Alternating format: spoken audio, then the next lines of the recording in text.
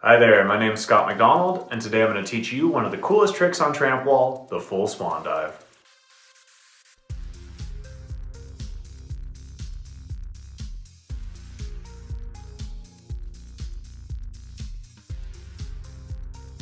As always, for the sake of grip, I recommend wearing wrestling shoes, avoiding socks, and wearing a shirt that covers your whole back to prevent skin burns from the trampoline.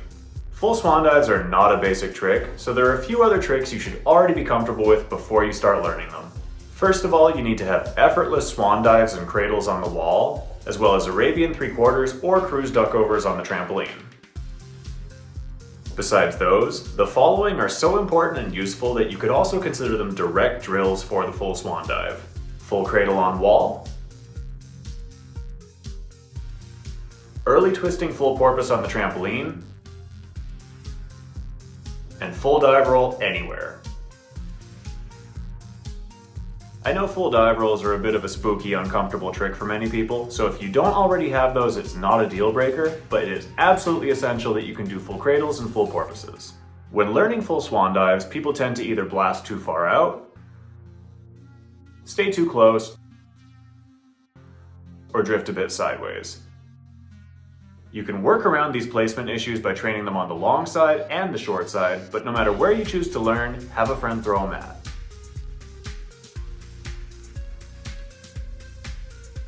So, what is a full swan dive and how does it work? Simply put, a full swan dive is a front flip with a full twist pushing off the face of the wall that starts and finishes on your back. To be very clear, it does not feel like a front full or a front full 3/4. In both of those skills, you start to twist once you're already inverted, but the full swan dive twists much earlier, much like a full twisting dive roll or an early full porpoise. To start, run the wall at around the same height as you would use for a full cradle. Place your feet in a comfortably wide takeoff stance and make sure both feet are pointing upward, not sideways, on the face of the wall. Lead with your right foot on top if you twist left, and vice versa. Bring your torso somewhat upright and then start to open your lower hip. Push upward and slightly outward in a 1-2 rhythm with your bottom and then top foot. Straighten both legs and drive them beneath and behind yourself as if you were going to severely over-rotate a cradle. Stay tight and let this over-rotation tip you beyond horizontal, keeping your whole body in a straight line, and then convert the cradle motion into an Arabian 3/4. Finish squaring up and duck over to land flat on your back in the same position as you would for a normal swan dive, with your arms bent in front of you, knees bent, and feet held off the trampoline. Kick back to the wall and resume running to finish the trick. Use whichever twisting technique you prefer with your arms, whether it's pulling them in like a gymnast, keeping them straight by your hips like a trampolinist, or having one overhead like a diver. What really matters for the twist is keeping your core engaged and turning your whole body in the same direction at the same time. As far as visual reference points go, when I'm on my back I look at the wall where I intend to place my feet, keep looking forward as I plant them and push myself upward, and then as I initiate the trick and begin to twist, I start looking down my body like I would for a cradle, spotting the frame on the far side of the trampoline.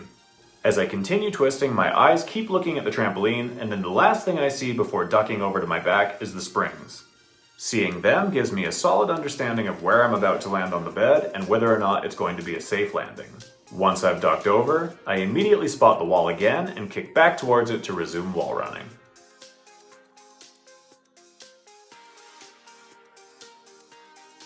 Let's take a look at some simple drills you can use to break down the full swan dive. As I said at the beginning of the video, some of the prerequisites also double as drills, namely full dive rolls, full cradles on wall, and early twisting full porpoises. The more comfortable you are with those three skills, the quicker, safer, and easier this whole process will be. I also recommend practicing full twists from your back to stomach on trampoline to dial in your body positioning and timing. With these, if you don't set properly and just twist right off the bed, you'll probably pike a little bit, go a little crooked, and feel your legs swinging around you rather than directly beneath and behind you. Emphasize setting, spotting the trampoline before you start twisting, and try to keep your legs and hips extended in a straight body position throughout the entire trick.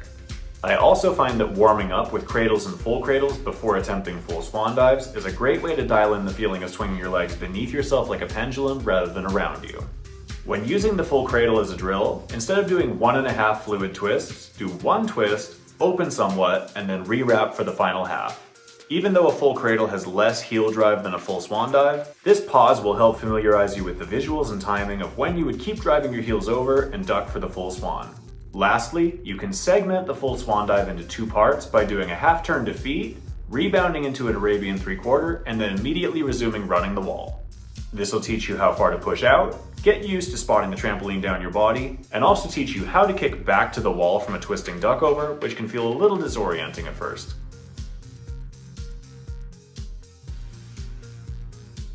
Let's take a look at some common mistakes people make when learning full swan dives and how to either fix them or just avoid them outright.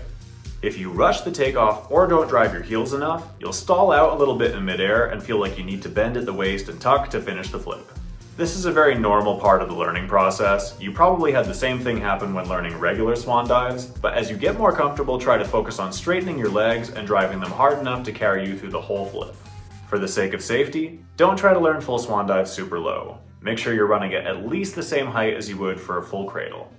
If you blast yourself too far out and you think you're going to land with your head in the springs, try to either flat spin or pick your head up, making sure your neck and stomach are flexed to brace for impact.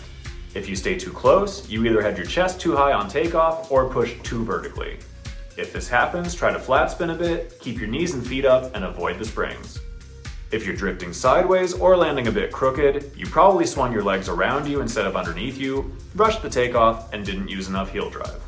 It should feel like a powerful swivel hips motion that keeps lifting you upwards and then turns into an Arabian 3/4. It does not feel like a perfectly vertical full twist that then folds at the hips and ducks over, as that will also keep you too close to the wall and springs. Make sure you're taking off with the correct foot on top. While it is possible to take off from a cross stance like this, I wouldn't recommend it. In this clip, I'm twisting left but taking off with my left foot on top, and as you can see, it looks and feels like I get tangled up in my own limbs. If you disengage your muscles and go loose, your twist will be sloppy and inefficient. Make sure you're flexing your abs and butt, keeping your legs and feet together, pointing your toes, and keeping your arms wrapped in close. Landing with your legs locked or your feet and hips dropped will make it very hard to return to the wall cleanly. Make sure you're staying engaged as you land on your back, bending at the knees and waist, and deliberately directing your kick back towards the wall. Lastly, if you get lost, try to flat spin a bit and bail into an emergency full cradle instead of flipping. Flipping when you don't know where you are is a recipe for getting injured.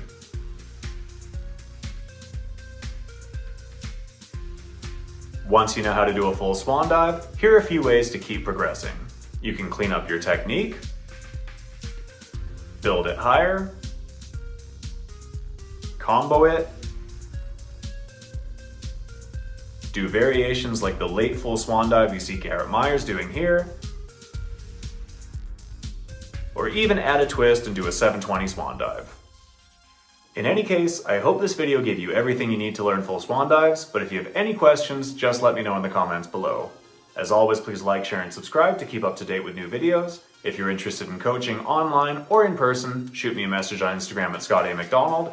And until next time, good luck, happy training, bye.